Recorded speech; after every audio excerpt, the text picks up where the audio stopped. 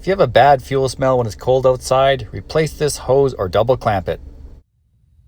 If you own a 2004 Subaru Impreza RS, the 2.5 non-turbo, and have a bad fuel smell when it's cold outside, it's a very well documented issue with one particular hose. My nose will tell me it's not these guys over here, but check them anyways, right? There's a bunch of fuel lines here that go to your fuel filter and around your fuel filter. Tighten all those up. But your culprit, which you can verify with your nose, is stick your nose right down here in this area, right? So the front of the car is your alternator right here. Directly to the left of that, you'll see this bracket, which we're gonna have to remove. If you're really desperate and don't want to remove it and just want to try to tighten them, you can reach them, but you need to probably get yourself a 90-degree Phillips head, a small one. So what you're looking at is, get this in a good spot. There's the one of them. So the hose you're after is this one right here. That's the beginning of it. The end of it is around here. And hopefully someone has taken it off your car already and drilled a hole. Because once you get this bracket off, what you should do is drill a hole here so you can access the other side. But you can get to it.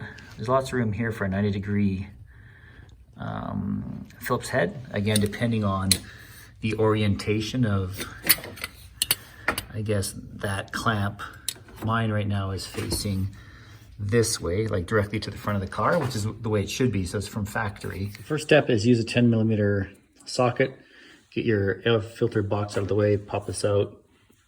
Next step is take this part of the air box out. There's two bolts way at the bottom, one over there, and one kind of hiding right there. Take those out, and this guy will come out. With the air box out of the way, which took a 12mm socket. Next one we're gonna do is these two, 10mm socket again.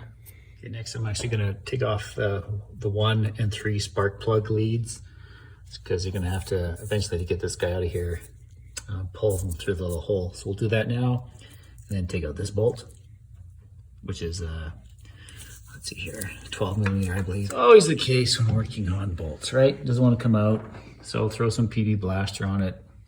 Give it as much time as you have.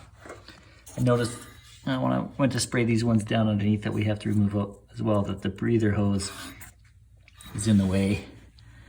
So get this guy out of the way. Just remove that up like this and pull this off. And unplug these, pull them out a bit. You can pull them right out, but I'm always afraid of getting crap down the spark plug holes. So I just kind of unplug them a little bit, move this, and then you can reach the other bolts down there, which you're gonna have to get at. So the card gods were smiling on me, and this one was able to come out. The bottom two came out, the front one came out.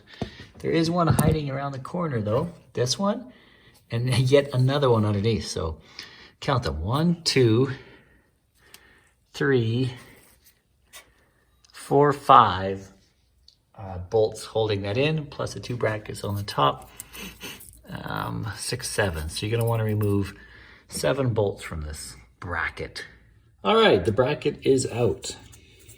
So what we did to get it off is take off the 2 small ones off the top, which are these little guys here.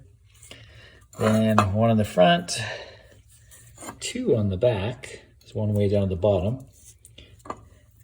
2 on the bottom. So 1, 2, 3, 4, 5, and the 2 small guys, which you should have in your box. What it looks like now then is that, and the infamous smelly line is this guy right here, which is probably causing my problem. So I'm gonna double clamp it, tighten these up, and maybe I'll even replace it. Just a quick note, decided to replace this. So when you're cutting it off, just go really slowly and have a rag handy, because it is a high pressure fuel line. So it will be under pressure and wanting to spray. So just go nice and slow, just poke a little bit so it starts to weep and collect that, give it some time, and then you won't have a bunch of fuel everywhere. Okay, if you make it to this point, you're doing quite well. These are pretty firm. Taking the 2 bolts off of here, which the fuel rail, like this line goes to, like this one right here, is not gonna buy you any wiggle room because the fuel injectors, the first one is right behind it. So this one's not gonna budge, and I shouldn't be pulling on that one. This one does have some wiggle room, and I think just enough to lift it up, slide on your hose this way, quite a bit of room behind it, slide it back this way and put it on your clamps, which is what I'm gonna do now. 5/16.